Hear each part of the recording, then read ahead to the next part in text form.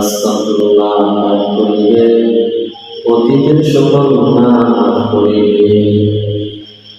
ইস্তেগফার বেশি করেন, আল্লাহ তাআলা অতীতের গুনাহ মাফ করে দিবেন।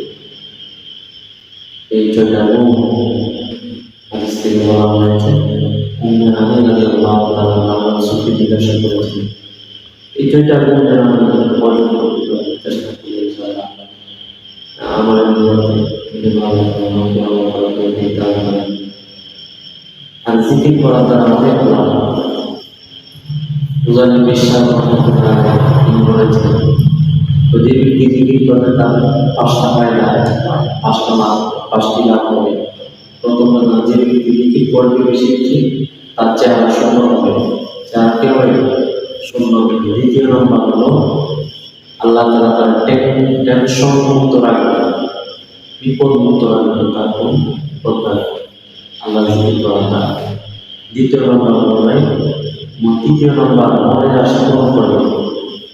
তুমি যে জিকির করতেছো আল্লাহর পাওয়ার করো, এই জিকিরের নেয়ামত, এই জিকিরের বরকতে তোমার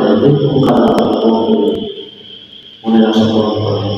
প্রথম নম্বর বলেছি জিকির করার দ্বারা 5টি লাভ। প্রথম নম্বর চেহারা সুন্দর হবে। দ্বিতীয় নম্বর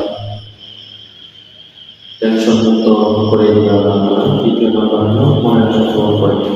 চতুর্থ নম্বর দোয়া করলেই কবুল করবে, দোয়া করলেই আল্লাহ তাআলা কবুল করবে, দোয়া করলে কি আল্লাহ তাআলা কবুল করবে। পঞ্চম নম্বর, সে ওই বান্দা বান্দি জিকির করার দ্বারা আল্লাহ প্রিয় বান্দা হয়ে যাবে, অনেক দামি করে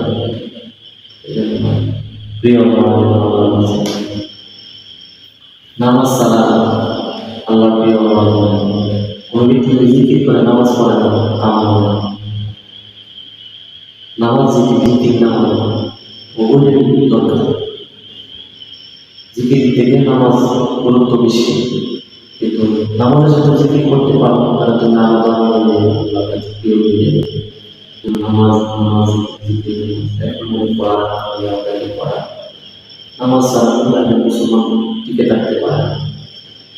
এই জন্য নামাজ